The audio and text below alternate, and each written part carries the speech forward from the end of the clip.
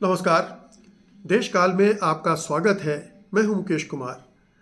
दोस्तों, सैफ अली खान पर हमले के केस में अब संदेह बढ़ता जा रहा है। मुंबई पुलिस जिस तरह से हरकत कर रही है उसको लेकर तमाम सवाल उठ रहे हैं।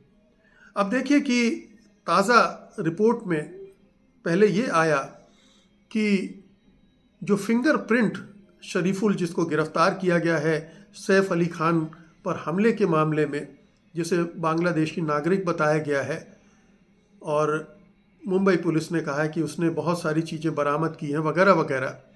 उसने जो 19 फिंगरप्रिंट भेजे थे जांच के लिए, वो मैच नहीं कर रहे थे। ये खबर पहले आई, पुलिस के हवाले से ही ये खबर आई और ये सारे मीडिया में फैल गई। इसके बाद फिर इसका खंडन आना शुरू हुआ और मुंबई पुलिस कह रही है कि वो प्रिलिमिनरी जांच में मैच नहीं हुए हैं, उसकी फाइनल रिपोर्ट का इंतज़ार है। अब ये पूछने वाले सवाल कर रहे हैं कि ये प्रिलिमिनरी जांच यानी प्राथमिक जांच किसने की थी? क्या पुलिस स्टेशन में बैठ के फिंगरप्रिंट्स मिलाने की कोशिश की गई थी? क्योंकि इसमें प्रिलिमिनरी और सेकेंडरी और फाइनल जांच का क्या मतलब है? फिंगरप्रिंट का मिलान कोई इतनी बड़ी तकनीकी चीज़ तो है नहीं। उसे फॉरेंसिक लैब में भेजा गया होगा या जो फिंगरप्रिंट एक्सपर्ट्स हैं उनको भेजा हो गया होगा और उन्होंने जांच करके अपनी रिपोर्ट दी होगी और उसमें भी इतना वक्त तो लगता नहीं है। ये जो फिंगरप्रिंट्स हैं वो सैफ अली खान के घर से इकट्ठे किए गए थे। वो जो हमलावर था, जिस पाइप से दाखिल हुआ होगा, उसमें जो फिंगरप्रिंट्स मिले थे वो थे, और उतरते वक्त जो रेलिंग पर उसने हाथ रखा था उससे इकट्ठे किए गए थे वो फिंगरप्रिंट्स और जो शरीफुल से फिंगरप्रिंट लिए गए हैं, उन दोनों का मैच करना ये साबित करेगा कि दरअसल शरीफुल ही है हमलावर या कोई और है, या मुंबई पुलिस कोई बड़ा खेल कर रही है। उस खेल पर हम बाद में जाएंगे, लेकिन एक सवाल तो फिंगरप्रिंट्स को लेकर उठ रहा है। और इसके पहले भी आप जानते ही हैं कि एक फॉरेंसिक रिपोर्ट आई थी जिसमें ये साबित हुआ था कि जो वीडियो फुटेज में जो हमलावर दिखा रहा था और जिसे मुंबई पुलिस ने गिरफ्तार किया है, उसमें उसके चेहरे में, बनावट में, हुलिया में कई तरह से फ़र्क था। मसलन जो फॉरेंसिक लैब की रिपोर्ट है वो बताता है कि शरीफुल के माथे का शेप लंबा और चौड़ा है, जबकि जो सीसीटीवी फुटेज में जो शख्स नज़र आ रहा है उसका माथा छोटा और चौड़ा है। इसी तरह से आईब्रो के बीच जो शरीफुल की आंखें हैं बादाम के आकार की हैं और आईब्रो के बीच कम अंतर है।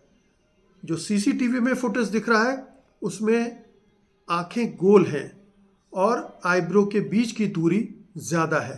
तो चेहरे के माथे में फ़र्क है, आँखों में फ़र्क है। फिर शरीफुल की नाक जो है वो चौड़ी है और सीसीटीवी में जो शख्स दिखलाई पड़ रहा है उसकी नाक नुकीली है।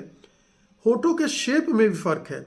शरीफुल के होठ जो हैं हार्ट के शेप में है और सीसीटीवी में जो शख्स दिख रहा है उसके होठ जो हैं वो यानी धनुष के शेप में है। तो जो चेहरे का फॉरेंसिक अध्ययन किया गया उसके हिसाब से ये निकल कर आया कि ये दोनों शख्स जो हैं एक नहीं है। उधर फिंगरप्रिंट्स की रिपोर्ट कह रही है कि दोनों एक नहीं है। तो ये तो मिलान का सवाल हो गया। फिर हम सब जानते हैं कि पूरे देश भर में बांग्लादेशियों को लेकर राजनीति हो रही है, और वो राजनीति कौन कर रहा है, क्यों कर रहा है, उसका एजेंडा क्या है। मुंबई के महानगर निगम के चुनाव होने हैं और वहाँ भी इसको एजेंडा बनाने की कोशिश हो रही है। तो वहाँ के राजनीतिक दलों ने भी ये सवाल उठाए हैं और ये सवालों के जवाब सरकार ने दरकिनार कर दिए हैं। लेकिन ये सवाल उठ रहा है कि क्या ये जानबूझकर मुंबई पुलिस ने राजनीतिक निर्देशों के तहत एक बांग्लादेशी व्यक्ति को गिरफ्तार किया है ताकि बांग्लादेशी को का जो मुद्दा है उसको गरमाया जा सके। यहाँ एक बात और देखने की है, और वो ये है कि जो शरीफुल के पिता हैं उन्होंने क्या कहा है। शरीफुल के पिता ने साफ साफ कहा है कि ये वो शख्स नहीं है, शरीफुल जो है वो अटैकर हो ही नहीं सकता, क्योंकि जो फुटेज में दिख रहा है वो और इसमें फ़र्क है। शरीफुल छोटे मोटे क्राइम करता रहा है, उन्होंने स्वीकार किया है, लेकिन किसी के घर में घुसकर जानलेवा हमला करे इससे उन्होंने साफ साफ इनकार किया है। तो ये जो उनका तर्क है उसको भी गौर किया जाना चाहिए कि खुद उसके पिता भी इस पर सवाल उठा रहे हैं। हर तरफ से जो एक्सपर्ट हैं, जो मीडिया में जो क्राइम कवर करते रहे हैं, उन्हें भी विश्वास नहीं हो रहा है कि जो मुंबई पुलिस कह रही है उसमें कोई सच्चाई है।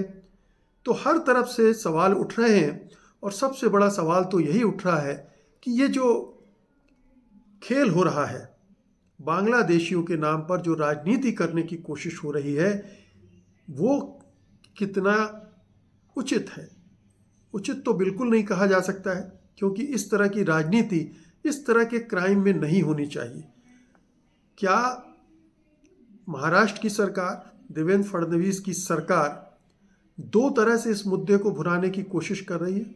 एक तो ये कि जो उसकी क्षमताओं पर, मुंबई पुलिस पर सवाल उठ रहे हैं कि मुंबई में लगातार इस तरह की वारदात हो रही हैं और वो वीवीआईपी लोगों को भी सुरक्षा देने में नाकाम हो रही है। बाबा सिद्दीकी की हत्या हुई, सलमान खान पर के घर में फायरिंग हुई, शाहरुख खान के घर की रैकी की गई। ये क्या हो रहा है और मुंबई पुलिस कुछ कर नहीं पा रही। तो कहीं ये जो सवाल उठ रहे हैं, और आप जानते ही हैं कि होम मिनिस्ट्री भी देवेंद्र फडणवीस के मातहत है, वो राज्य के गृह मंत्री भी हैं। पिछली सरकार में भी वो गृह मंत्री थे, यानी जब बाबा सिद्दीकी की हत्या हुई तब भी वो गृह मंत्री थे, और अब जो ये घटनाएं हुई हैं उसमें भी, तो उस दौरान भी वो गृह मंत्री हैं।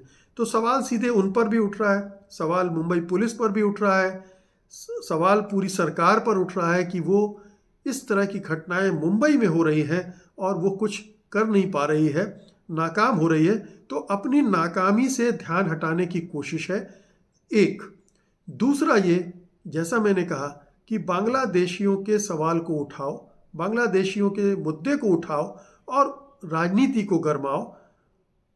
मुंबई इलेक्शन की, जो महानगर पालिका के इलेक्शन होने, उसमें भुनाने की बात हो रही है, और राष्ट्रीय स्तर पर भी ये प्रचारित किया जाएगा कि देखिए बांग्लादेशी मुसलमान किस तरह से हमले कर रहे हैं। अब बाबा सिद्दीकी की जो हत्या करने वाले थे वो तो बांग्लादेशी मुसलमान नहीं थे, या जिन्होंने सलमान खान के घर पर फायरिंग की वो लोग मुसलमान नहीं थे या बांग्लादेशी नहीं थे, या शाहरुख खान के घर की रेकी करने वाले भी ना तो बांग्लादेशी थे और ना मुसलमान थे। तो इस मामले में एक ये बांग्लादेशी का मुद्दा खड़ा करने की कोशिश क्यों हो रही है, ये समझने की बात है। और ये बहुत समझना आसान है। बांग्लादेशियों का मुद्दा गरमाना और वोट हथियाना, पोलराइज करना मुंबई की जनता को। चुनाव होना है, उद्धव ठाकरे मुंबई में उनका गढ़ है, मुंबई में वो काफ़ी मजबूत हैं, उनको इसी तरह से कमज़ोर करने की कोशिश हो सकती है कि बांग्लादेशियों के खिलाफ एक माहौल बनाया जाए, मुसलमानों के खिलाफ माहौल बनाया जाए, एक भय पैदा किया जाए, हिंदू मुसलमान का पोलराइजेशन हो और उसके आधार पर फिर चुनाव जीता जाए। अब सारा दारोमदार या सारा कहना चाहिए कि मुंबई पुलिस की क्रेडिबिलिटी पर भी है। ये पूरा जो सवाल उठ रहा है कि मुंबई पुलिस आखिर कर क्या रही है, और ये हम बार बार देखते रहे, सुशांत राजपूत का मामला हो, जितने भी मामले अभी फिल्म इंडस्ट्री से जुड़े हुए हैं, सब में मुंबई पुलिस हो, क्राइम ब्रांच हो,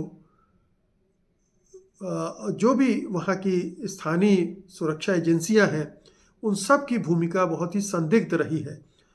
आर्यन खान का मामला भी इसमें शामिल है और इनमें ये लगातार क्राइम और ख़ास तौर पर अल्पसंख्यक समुदाय के लोगों को टारगेट करने वाले क्राइम हो रहे हैं। तो इनके पीछे कौन है? क्या मुंबई पुलिस खुद ये करवा रही है? क्या महाराष्ट्र की सरकार ये करवा रही है?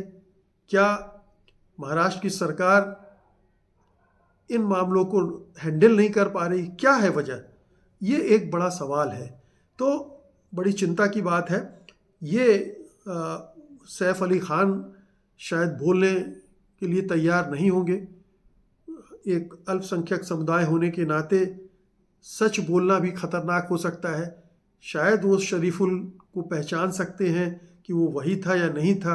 ये एक बयान आ जाता तो भी क्लैरिटी हो जाती, या उनके घर के जो नैनी वगैरह थे और लोग थे, मेंबर थे, आया थी, उन्होंने अगर शरीफुल को पहचान सकते कि ये था या नहीं था तो भी बात साफ हो सकती। तो समझ में नहीं आ रहा कि मुंबई पुलिस किस तरह की पर्देदारी कर रही है, किस तरह की कहानी गढ़ रही है जिससे ये साबित किया जाए कि बांग्लादेशी मुसलमान शरीफुल ही हमलावर था और इसका राजनीतिक फ़ायदा राज्य की सरकार और बीजेपी और उसके सहयोगी दल उठा सके।